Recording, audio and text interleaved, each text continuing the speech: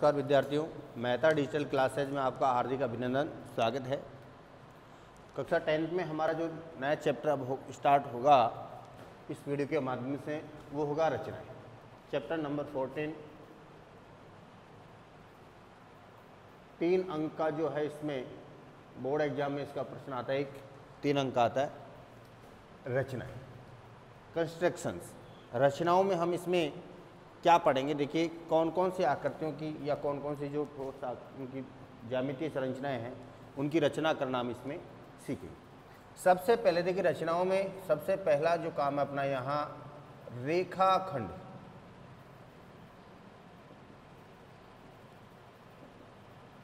का विभाजन, रेखाखंड का विभाजन हम पढ़ेंगे।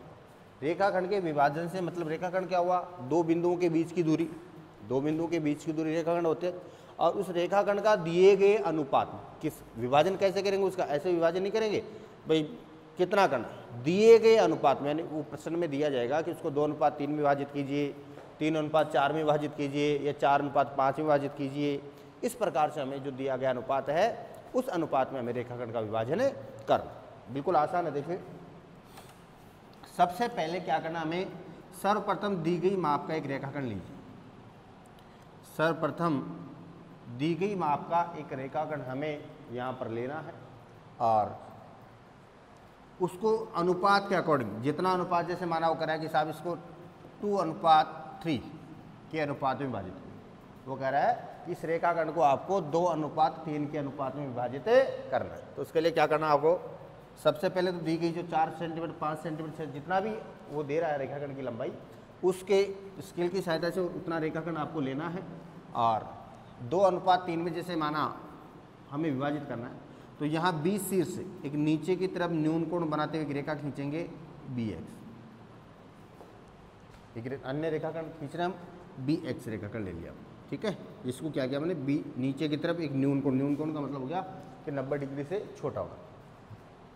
अब दोनों का योग देखिए, 2 + 3 कितना हो गया 5, 2 + 3 कितना हो गया 5।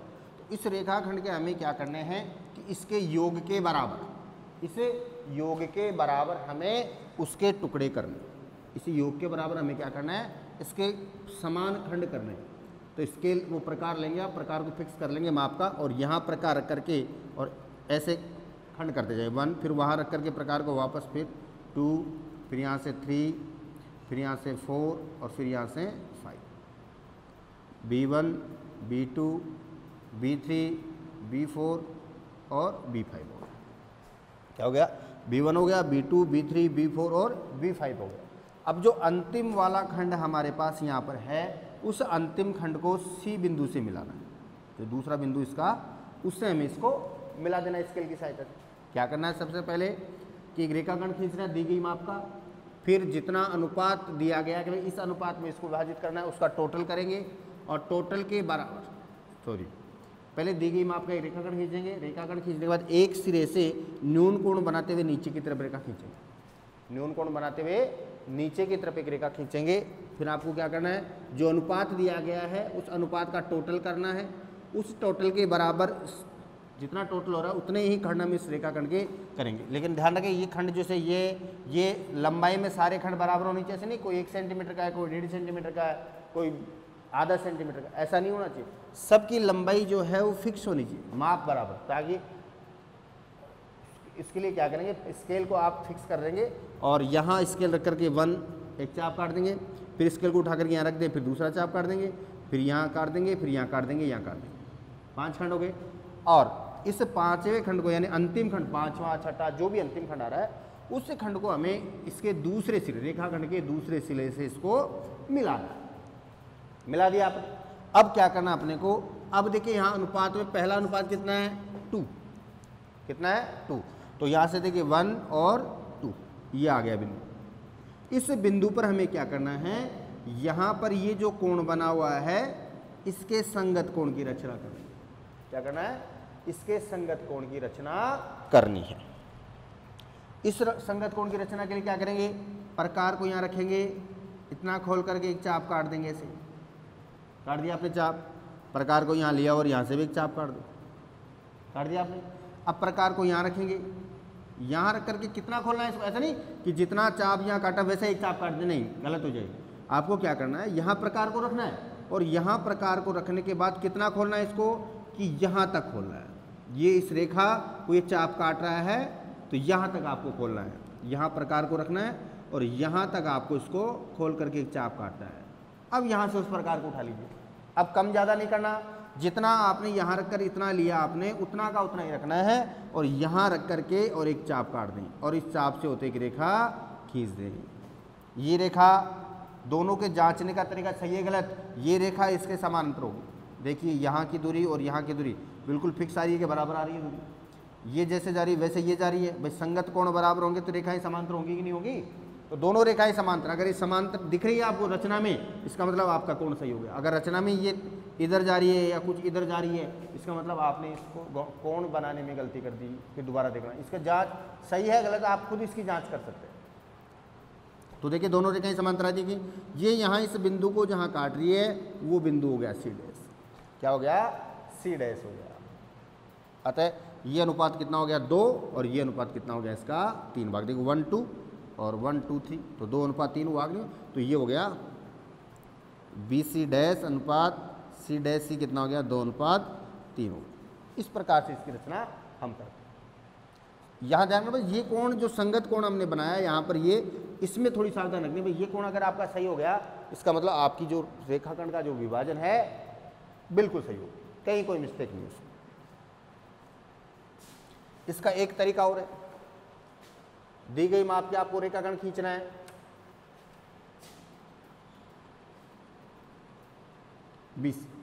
एक रेखाखंड न्यून कोण बनाते हुए नीचे की तरफ और एक यहां से उतना ही न्यून कोण बनाते हुए ऊपर की तरफ।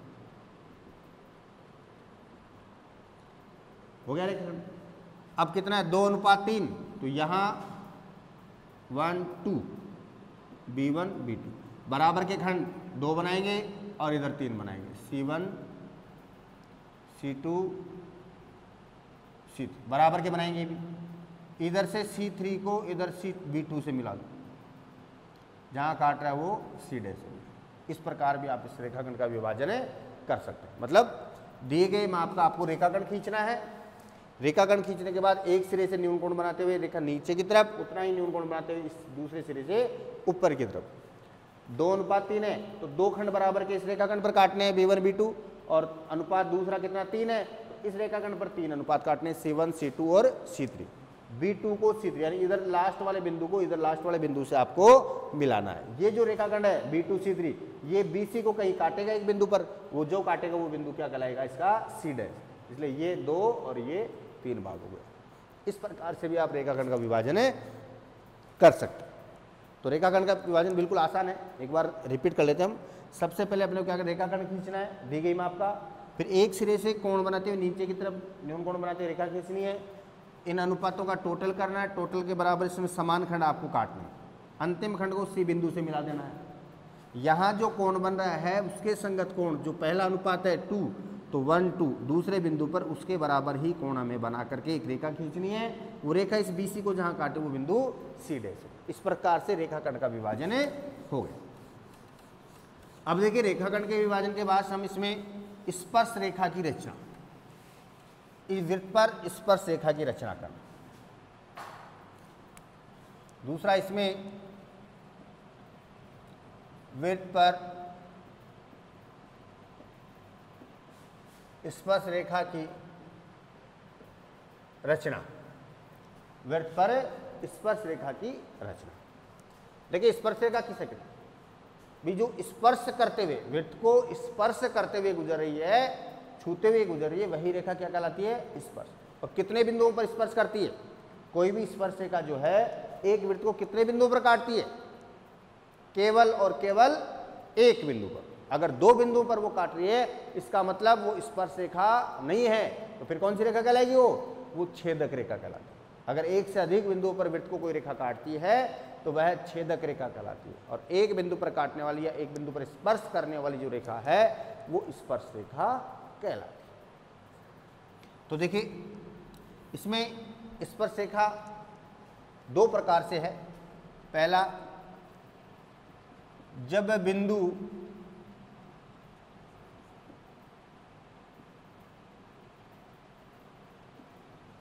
वृत्त पर स्थित हो, बिंदु कहाँ हो, वृत्त पर, जैसे ये वृत्त है,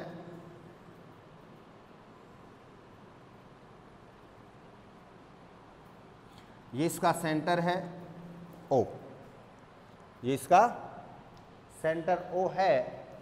अब हमें क्या करना है, इसके अंदर देखिए वृत्त की पर बिंदु जो वृत्त है उस पर स्पर्श रेखा किस कंडीशन में खींचा है, जब दो कंडीशन, एक तो वृत्त के ऊपर, वृत्त पर मतलब इस परिधि पर कोई बिंदु हो, वो वृत्त पर कहलाता है, या फिर इस वृत्त के बाहर, बहिर्भाग में, अंतर्भाग में,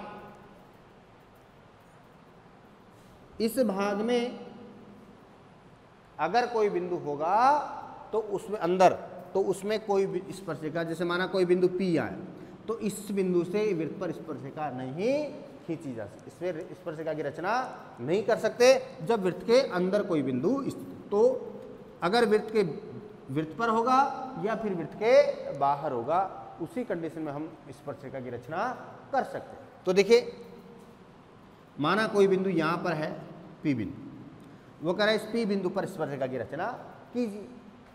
तो सबसे पहले तो अपने क्या करना है, दी गई माप का एक वृत्त, दी गई त्रिज्या का एक वृत्त बनाएंगे, 2 सेंटीमीटर, 1.5 सेंटीमीटर, 2.5 सेंटीमीटर, 3 सेंटीमीटर, जितना दे रखा हो, जितनी त्रिज्या उसने दी है उस त्रिज्या की माप का एक वृत्त हमें बनाना है, सबसे पहला काम। फिर उस परिधि पर एक बिंदु लेना अपने को, ABCDPQR जो भी आप लेना चाहें। उस स्पर्शरेखा की रचना के लिए उस बिंदु पर सबसे पहले सेंटर से उस बिंदु को मिलाइए आप, सेंटर से उस बिंदु को आपको मिलाना है, यहाँ से यहाँ तक की आपने रचना कर मिला दिया इसको। अब मिलाने के बाद देखिए यहाँ पर हमें इस बिंदु पर लंब डालना है, यानी 90 डिग्री के कोण की रचना करनी है। और 90 डिग्री कोण कैसे बनेगा, यहाँ प्रकार रखिए, इधर से थोड़ा सा खोल करके एक चाप काट दीजिए, यहाँ से एक चाप इधर, फिर यहाँ से एक चाप इधर, ये 60 डिग्री हो गया, ये 120, फिर 60 से ऊपर की तरफ और 120 से इधर की तरफ।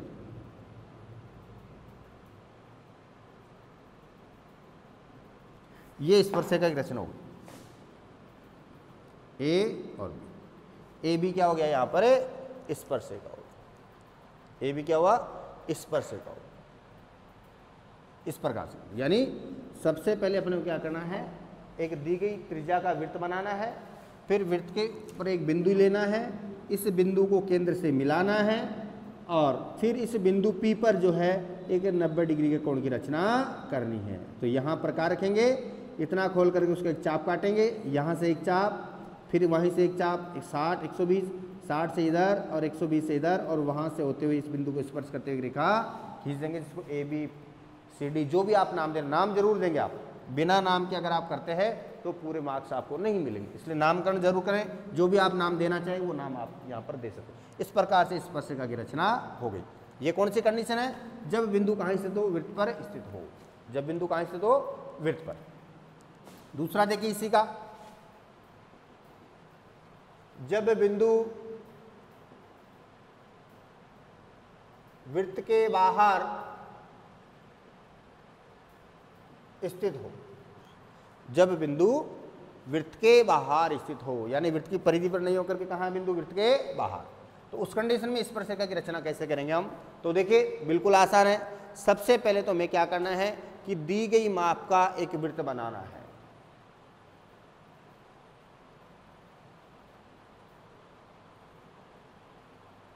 दी गई माप का एक वृत्त बना दिया आपने, जिसका सेंटर है O।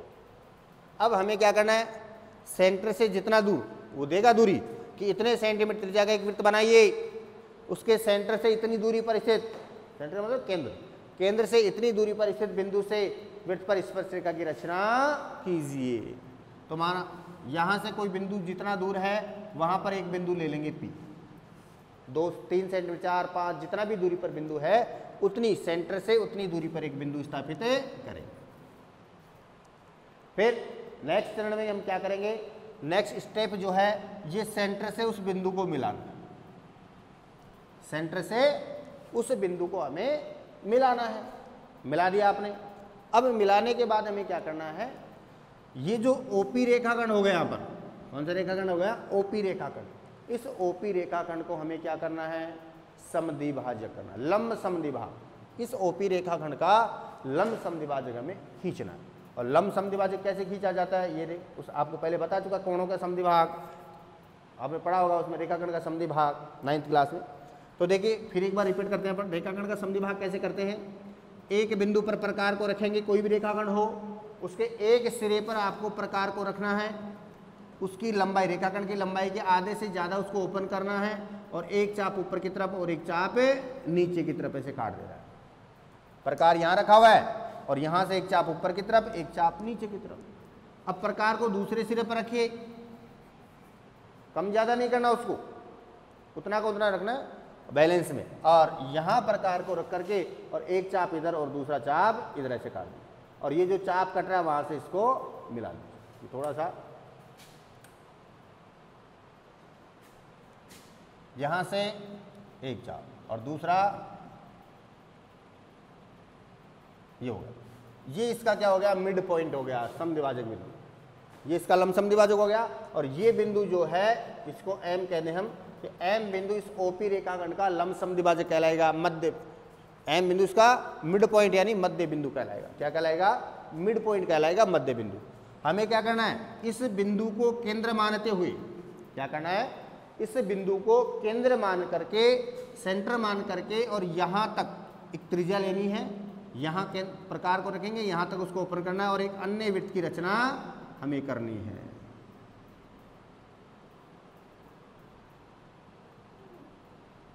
ये एक अन्य वृत्त की रचना होगी जो दोनों सिरों से जा रहा है कि नहीं जा रहा। अब ये वृत्त क्या कर रहा है? पहले वाले वृत्त को दो स्थानों पर काट रहा है क्या? एक यहां काट रहा है और दूसरा यहां काट रहा है। इसको ए कह दो और इसको बी बिंदु, नाम जरूर देना आपको। इस ए बिंदु को पी बिंदु से मिला दीजिए और इधर बी बिंदु को भी पी बिंदु से मिला। इस प्रकार से एपी व बीपी दो स्पर्शरेखा हैं। तो जब वृत्त पर स्थित बिंदु है तब तो केवल और केवल एक स्पर्शरेखा खींच सकते हैं हम। कितने? एक स्पर्शरेखा। और बिंदु जब वृत्त के बाहर स्थित है तो कितनी स्पर्शरेखाएं खींच सकते हैं? दो स्पर्शरेखाएं खींच सकते हैं। कितनी स्पर्शरेखाएं खींच सकते हैं? दो स्पर्शरेखाएं खींच सकते हैं। सबसे आसान काम है, बिल्कुल है कि देखिए सबसे पहले आपको क्या करना है कि दी गई माप का एक वृत्त बनाना। दी गई त्रिज्या, जितनी भी त्रिज्या दे उस त्रिज्या का एक वृत्त बनाना। बना दिया वृत्त आपने। फिर क्या करना है? जितना सेंटर से जितनी दूरी दे रखी है, केंद्र से जितनी दूरी पर बाह्य बिंदु दे रखा है उतनी दूरी पर यहां से वो बिंदु स्थापित कीजिए। पी बिंदु, ए बिंदु, बी बिंदु, जो भी आप लेना चाहें।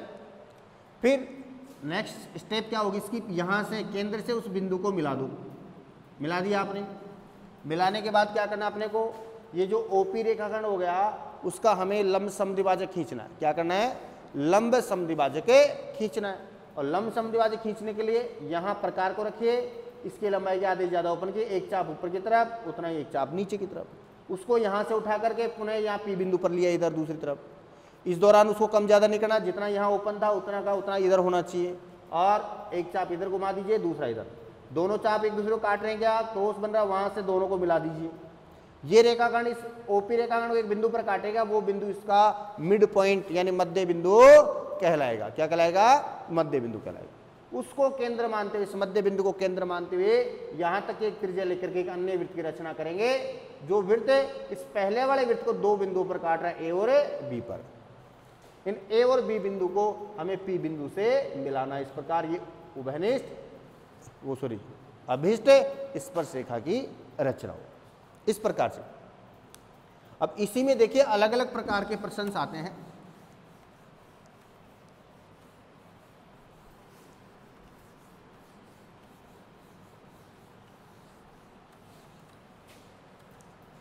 देखिए इसी में प्रश्न आते हैं ऐसे कि वो कह रहा है कि इस प्रकार से इतने सेंटीमीटर त्रिज्या का एक वृत्त लीजिए और दो बाह्य बिंदु से दो स्पर्शरेखाओं की रचना कीजिए जो 80 डिग्री के कोण पर झुकी हो, 80 डिग्री के कोण पर झुकी हो। इस प्रकार से प्रश्न आ जाता है। तो क्या करना है? दी गई माप का एक वृत्त बनाएंगे, दी गई त्रिज्या का। इसका सेंटर है, वो कह रहा है साहब स्पर्श रेखाएं जो हैं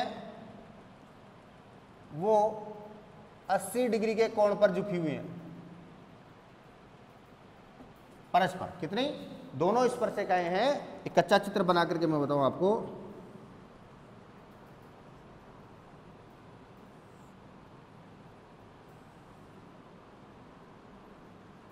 यानी ये जो कोण है वो 80 डिग्री है।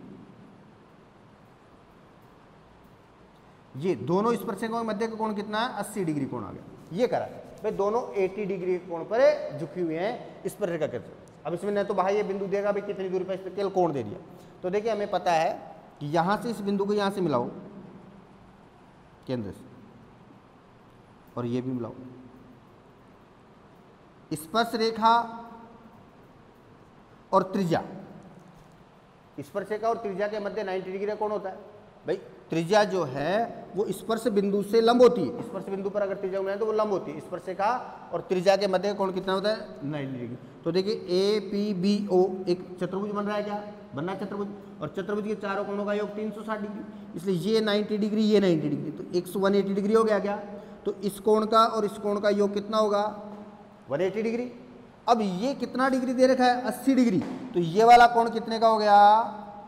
100 डिग्री। 180 माइनस 80 तो कितना हो गया? 100 डिग्री का हो गया। तो सेंटर पर पहले हमें क्या करना है? 100 डिग्री का कोण बनाना है। तो इसके लिए क्या करेंगे हम? यहां पर एक त्रिज्या लीजिए पहले, एक OA त्रिज्या अब लेंगे। केंद्र पर कितना कोण बनाना है? 100 डिग्री का। तो यहां D की सहायता से 100 डिग्री का कोण बना दो, और 100 डिग्री का कोण बनाते हुए दूसरी आप त्रिज्या खींच देंगे B, OB। इस प्रकार से OA और OB दो त्रिज्या हो गई अपनी। अब हमें पता है कि अगर वो स्पर्श बिंदु आ गया A और B, अब स्पर्श बिंदु से त्रिज्या अगर जाती है वो स्पर्श बिंदु से स्पर्शिका गुजरती है, वो 90 डिग्री कोण बना है त्रिज्या के साथ में। तो यहाँ हमें क्या करना है? यहाँ भी 90 डिग्री कोण बना रहे, यहाँ भी 90। तो यहाँ 90 डिग्री कोण के लिए यहाँ प्रकार को रखिए और ऐसे चाप काट दीजिए। यहाँ से एक चाप 60 डिग्री 120, एक चाप इधर, यहाँ से एक इधर हो गया। ऐसे इधर चाप 60 180, और यहाँ से दोनों जहाँ काट रहे हैं वहाँ बिंदु P लिख देंगे, और दोनों के मध्य का कोण कितना आ गया? 80 डिग्री, और ये 100 डिग्री। इस प्रकार से अगर ऐसे कोण दिया गया हो तो इस प्रकार से आपको बनाना है। वो कह रहा है कि दोनों स्पर्शिकाएं 80 डिग्री कोण पर प्रतिच्छेद कर रही हैं, तो इस प्रकार से आपको बना आराम से बना सकते हैं, इसमें कोई दिक्कत वाली बात नहीं है। तो आपको क्या करना है भाई? दोनों का योग आपको ये देखना है कि यहाँ केंद्र पर बनने वाला कोण और यहाँ स्पर्शिकाओं के मध्य बनने वाला कोण, दोनों का योग 180 डिग्री होता है। तो यहाँ जितना कोण दे रखा है उसको 180 में से घटा दो, उतना कोण यहाँ केंद्र पर बना दो। एक त्रिज्या ले लो पहले, और फिर केंद्र उतना कोण बनाते हुए दूसरी त्रिज्या खींच दो। दोनों स्पर्श बिंदु वहाँ 90 डिग्री का कोण बनाते हुए रेखाएं खींच दो। दोनों जहाँ मिलेंगी वो उनका बाह्य बिंदु हो जाएगा जहाँ से स्पर्शिका हमने खींचनी। इस प्रकार से हो गया। अब इसके बाद देखिए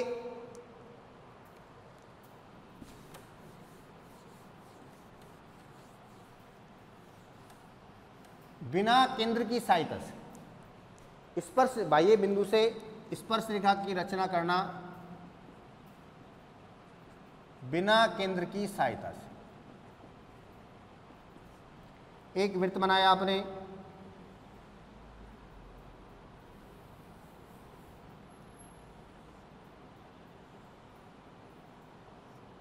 ये वृत्त है, हमें केंद्र का इसमें उपयोग नहीं करना स्पर्शिका। वो कह रहा है कि बाह्य बिंदु से स्पर्शिका की रचना कीजिए, लेकिन केंद्र का भी सपोर्ट नहीं लेना, बिना केंद्र के साथ। तो उसके लिए हम क्या करेंगे? बाहर एक बिंदु ले लीजिए P, और P से होते हुए छेदक रेखा की रचना कीजिए PAB। क्या करना है? एक छेदक रेखा PAB। हमने क्या किया? बाहर एक बिंदु ले लिया P, उससे एक छेदक रेखा खींची हमने PAB। छेदक रेखा हो गई अपनी। अब हमें क्या करना है? इस छेदक रेखा से इस छेदक रेखा का समद्विभाग करना है। क्या करना है? समद्विभाग। यहाँ प्रकार रखेंगे, आधे से ज़्यादा इसको खोल करके इधर चाप काट दिया, और यहाँ से ऐसे चाप काट दिया। ये हो गया छेदक रेखा की रचना हो गई। ये इसका मध्य बिंदु आ गया M। यहाँ इसको केंद्र मानते हुए यहाँ तक की त्रिज्या लेकर के अर्धवृत्त बनाएंगे। क्या बनाएंगे? अर्धवृत्त, पूरा वृत्त नहीं बनाना, केवल अर्धवृत्त बनाना, बना दिया अर्धवृत्त। अब यहाँ पर ये जो ए बिंदु है यहाँ पर लंब डाल दो। क्या करना अपने को, इस ए बिंदु पर लंब डालना है। लंब डालने के लिए वो यहाँ प्रकार रखेंगे, इधर से चाप काटेंगे, ये 60, ये 60 डिग्री, 180, 120, 120 और यहाँ से ऐसे करके और ये चाप, इसको आगे बढ़ाएंगे और ये लंब इसको जहाँ काटे वहाँ बिंदु क्या लिख देंगे, सी बिंदु लिखेंगे। क्या बिंदु लिख दिया यहाँ पर अपन ने, सी। क्या करना है, इसको यहाँ ए बिंदु पर लंब डालना है और लंब डाल करके इसको आगे बढ़ाना है ऊपर तक। और ऊपर तक कितना बढ़ाना है कि इस चाप को, अर्धवृत्त को काटे, जहाँ काटे वहाँ बिंदु सी। फिर हमें क्या करना है, पी बिंदु से यहाँ तक की त्रिज्या लेनी है, पी बिंदु से यहाँ तक की त्रिज्या लेनी है और यहाँ पी बिंदु पर प्रकार को रखेंगे, इतना इसको खोलेंगे और एक चाप यहाँ काट देंगे और एक चाप यहाँ काट देंगे। यहाँ से आपको पी बिंदु को मिलाना है और यहाँ से भी इस बिंदु को मिलाना है। ये बिंदु ए और ये बिंदु, सॉरी, ये क्यू और ये आर। तो पी क्यू और पी आर स्पर्शरेखा कब, जब हमें सेंटर का प्रयोग नहीं कर रहा है, उस कंडीशन में हमें इस प्रकार से स्पर्शरेखा खींचना। अब देखिए, अब तक तो हमने स्पर्शरेखा की रचना की है। अब एक होती है उभयनिष्ठ स्पर्शरेखा। उभयनिष्ठ के लिए दो वृत्त होनी चाहिए। कितने होंगे, दो वृत्त। कितने वृत्त होंगे, दो वृत्त होंगे उभयनिष्ठ स्पर्शरेखा की रचना करने के लिए। तो देखिए उसमें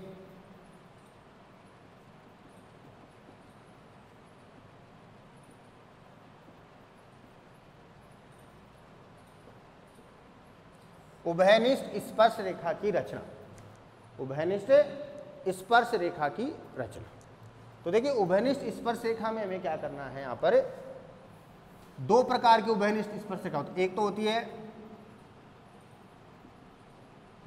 उभयनिष्ठ अनुस्पर्श रेखा और दूसरी होती है उभयनिष्ठ त्रियक स्पर्श रेखा। उभयनिष्ठ त्रियक स्पर्श रेखा, दो प्रकार की। देखिए कौन कौन सी कंडीशन में उभयनिष्ठ स्पर्श रेखाएं कितनी हो सकती हैं, इसके बारे में हम थोड़ा सा नॉलेज ले लें। पहली कंडीशन,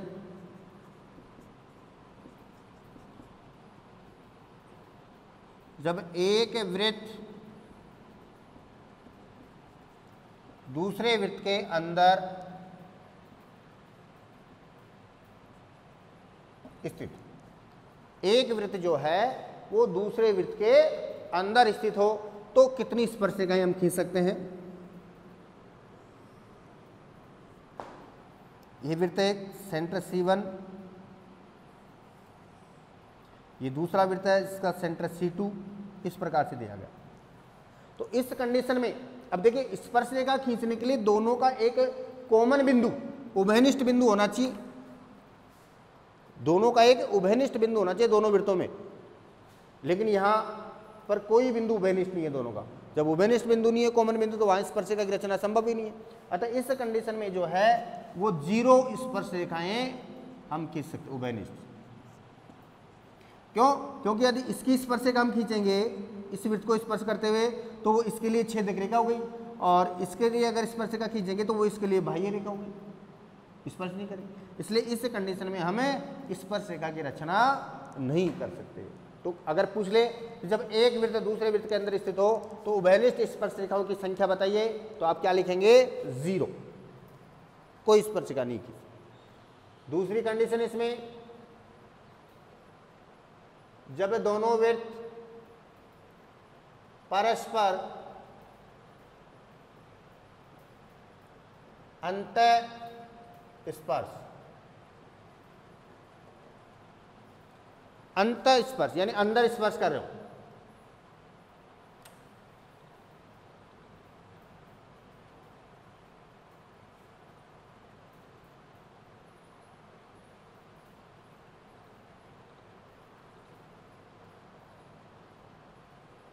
ये स्पर्श कर रहे हैं एक दूसरे को अंदर, ये C1 ये C2, अंत स्पर्श कर। इस कंडीशन में दोनों का उभयनिष्ठ बिंदु कॉमन बिंदु एक हो गया कि नहीं, तो इस कंडीशन में दोनों की जो उभयनिष्ठ स्पर्श रेखा है वो कितनी होगी, 1 हो जाएगी। तो इस उभयनिष्ठ स्पर्श रेखा जो है वो एक, कितनी स्पर्शिका उभयनिष्ठ, एक उभयनिष्ठ स्पर्शिका हम खींचे सकते हैं जब दोनों वृत्त एक दूसरे को अंतः स्पर्श कर। थर्ड कंडीशन, जब दोनों वृत्त बाह्य स्पर्श नहीं प्रतिच्छेद करते हैं, एक दूसरे को काट रहे हैं, प्रतिच्छेद कर रहे हैं साहब, जैसे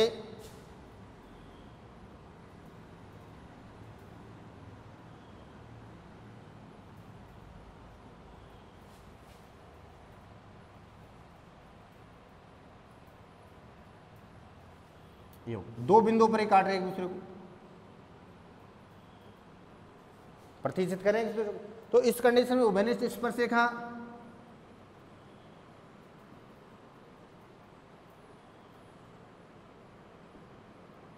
दो, उभयनिष्ठ स्पर्श रेखा यहां पर हम दो खींच सकते। इस कंडीशन दो उभयनिष्ठ स्पर्श रेखा की रचना कर सकते हैं, कब, जब दोनों एक दूसरे को क्या कर रहे हैं, प्रतिच्छेद कर, एक दूसरे को प्रतिच्छेद कर रहे हैं। तब बाह्य स्पर्श करें,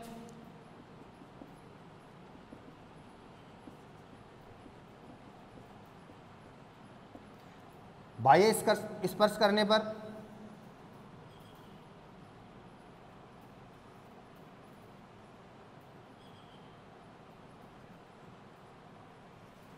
ये हो गया, बाह्य स्पर्श कर रहे हैं तो देखिए एक,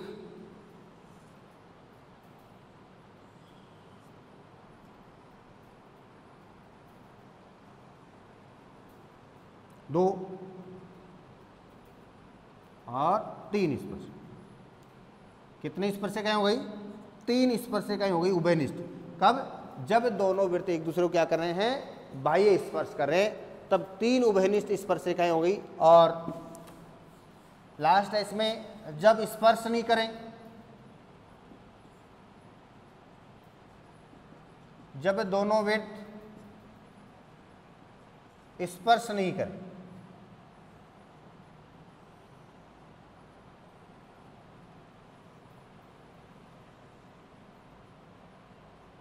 C2 इसका केंद्र C1, तो इस कंडीशन में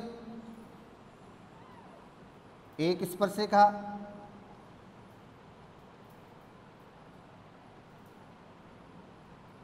दो, दो तो हो गई, ये तो कहलाती है उभयनिष्ठ अनुस्पर्शिका। इस प्रकार से जो स्पर्शिका जा रही है वो तो कहलाती है उभयनिष्ठ अनुस्पर्शिका। और एक स्पर्शिका दूसरी स्पर्शिका ये कहलाती है त्रियक उभयनिष्ठ त्रियक स्पर्शिका। ये क्या कहलाती है, उभयनिष्ठ त्रियक स्पर्शिका। तो जब एक दूसरे को स्पर्श नहीं कर रहे हैं, दोनों के मध्य गैप है, तो इस कंडीशन में क्या होगा कि दोनों वृत्तों पर जो उभयनिष्ठ स्पर्शिका है वो चार कितनी खींच जा सकती है, चार उभयनिष्ठ स्पर्शिका, जिसमें दो अनु और दो त्रियक स्पर्शिका। अब देखिए यहां पर हम उभयनिष्ठ अनुस्पर्शिका की रचना और उभयनिष्ठ त्रियक स्पर्शिका की रचना यहां पर पढ़ेंगे।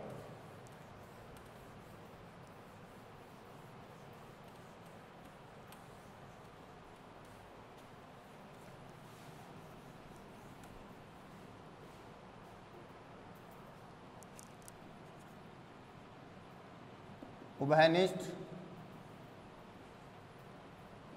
अनुस्पर्श रेखा,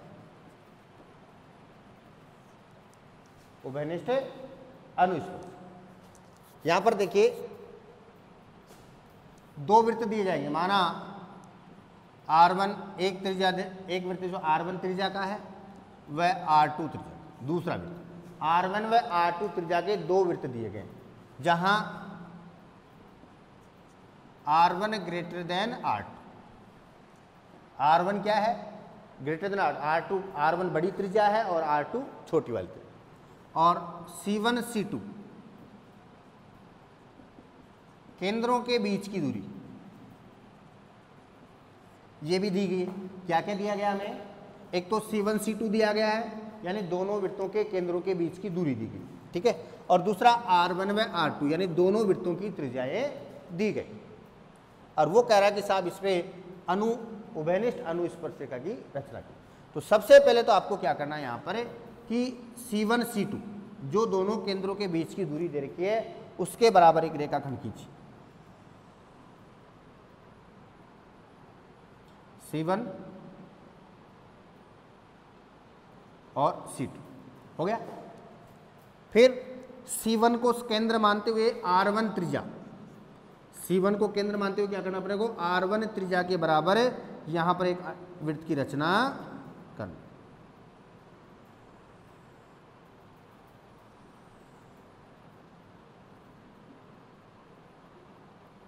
C1 को केंद्र मानते हुए हमने R1 त्रिज्या का जो है एक वृत्त बना दिया यहाँ पर, और C2 को केंद्र मान करके C2 पर R2 त्रिज्या का वृत्त बना दिया।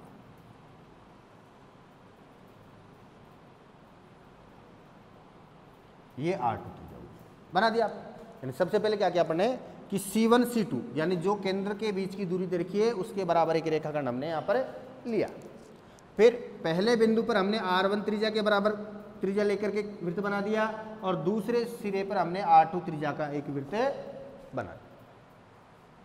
अब हमें क्या करना है यहाँ पर R1 minus R2, R1 minus R2 मतलब R1 और R2 का है दोनों त्रिज्याओं का अंतर, जो R1 और R2 त्रिज्याएं दे रखी है, तो दोनों त्रिज्याओं का अंतर R1 माइनस R2 मतलब दोनों त्रिज्याओं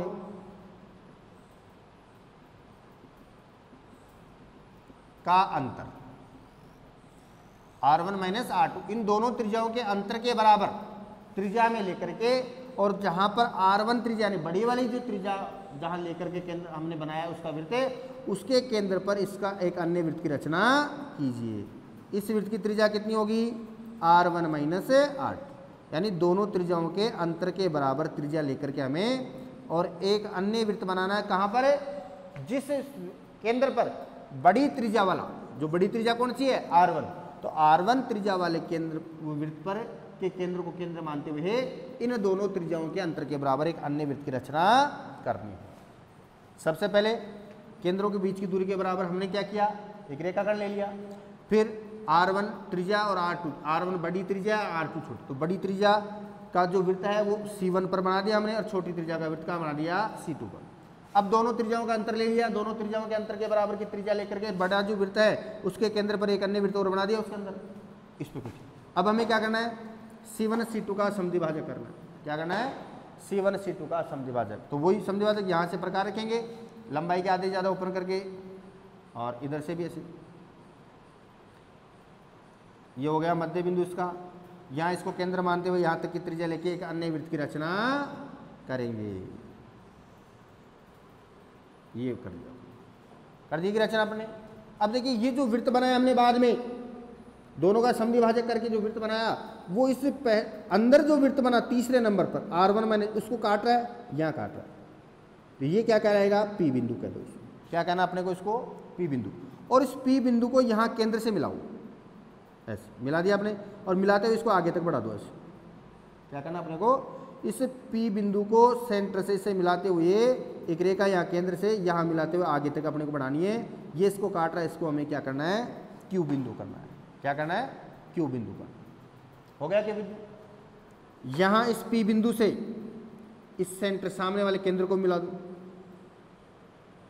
ये मिला दिया, मिला दिया सामने वाले केंद्र को।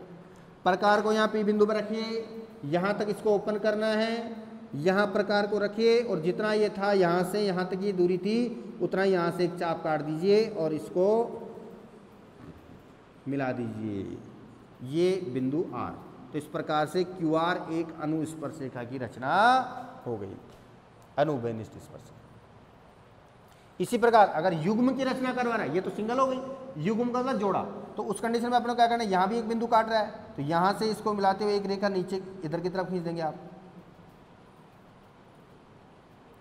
इसको A कह दो, इसको B कह दो। फिर यहाँ से सामने वाले को मिला दीजिए आप, यहाँ प्रकार से इतनी दूरी मापिए और इस बिंदु से इतना यहाँ चाप काट दीजिए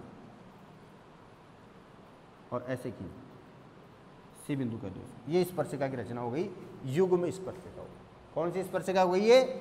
उभयनिष्ठ अनुस्पर्शिका की रचना होगी। कौन सी स्पर्शिका होगी ये? उभयनिष्ठ अनुस्पर्शिका। सबसे पहले अपने को क्या करना है कि दोनों के केंद्र के बीच की दूरी लेनी। क्या करना अपने को? दोनों के केंद्र के बीच की दूरी लेनी। अब केंद्र के बीच की दूरी लेने के बाद बड़े वाले वृत्त, जो त्रिज्या वाला वृत्त है वो इस C1 पर बना दीजिए वृत्त, और छोटी वाली त्रिज्या लेकर के और C2 पर वृत्त बना दो। फिर दोनों के मध्य त्रिज्याओं का अंतर R1 बनाया जाता है, दोनों त्रिज्याओं के अंतर के बराबर त्रिज्या लेकर के और जो बड़ा वाला वृत्त था उसके केंद्र पर एक अन्य वृत्त बनाइए। बना दिया आपने, जिसकी त्रिज्या R1 बनाया R2, यानी दोनों त्रिज्याओं का अंतर के बराबर। फिर इस C1 C2 का समद्विभाजक कर दिया अपन ने, मध्य बिंदु आ गया, उसको केंद्र मानते हुए यहाँ तक की त्रिज्या लेके एक अन्य वृत्त बनाया हमने। ये वृत्त इस अंदर वाले वृत्त को दो बिंदु पर काट रहा है, एक यहाँ काट रहा है, एक यहाँ काट रहा है। यहाँ केंद्र से इस बिंदु को मिलाते हुए अन्य रेखा खींच दे, ये इसको पहले वाले वृत्त को काटेगा Q बिंदु पर, इधर से भी एक रेखा खींच दें, ये इसको B बिंदु पर काट रहा है, या A बिंदु लिख दो। P को C2 से मिला दो और इस A को भी C2 से मिला दो। मिला दिया आपने। यहाँ से यहाँ तक की त्रिज्या लीजिए, माप ले लें और यहाँ से एक चाप इधर काट दें और दोनों को मिला दीजिए। एक स्पर्शिका तो ये हो गई। यहाँ से यहाँ तक की त्रिज्या लेकर के और इस बिंदु से इस बिंदु को मिला काट दीजिए और ये मिला दीजिए दूसरी स्पर्शिका। इस प्रकार से ये उभयनिष्ठ अनुस्पर्शिका की रचना होगी। नेक्स्ट वीडियो में हम त्रियक, उभयनिष्ठ त्रियक स्पर्शिका और परिगत वृत्त और अंतवृत्त का अध्ययन करें। धन्यवाद।